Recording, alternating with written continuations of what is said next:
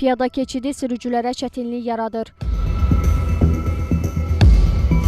Sürücülər deyirlər ki, nizamlanan işıqfor düzgün yerdə qoyulmadığından onlar əsas yola çıxarkən problemlə üzləşirlər. Paytaxtın Sabunçu rayonu Əmirullah Əliyev küçəsi ilə Zabrat şosesinin birləşən hissəsində yerləşən nizamlanan işıqfor sürücülərdə narazılığa səbəb olub. Onlar bildirirlər ki, yol ayrıcında olan işıqforla nizamlanan piyada keçidi dönən zaman problem yaradır. Sürücülər piyada keçidinin yerinin dəyişdirilməsini istəyirlər.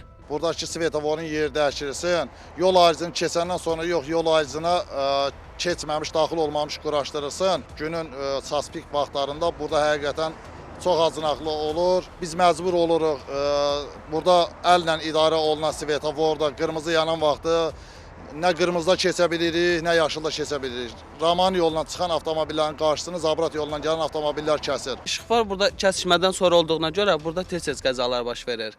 Əgər birinci svetofor olub sonra kəsişmə olsa daha yaxşı olardı.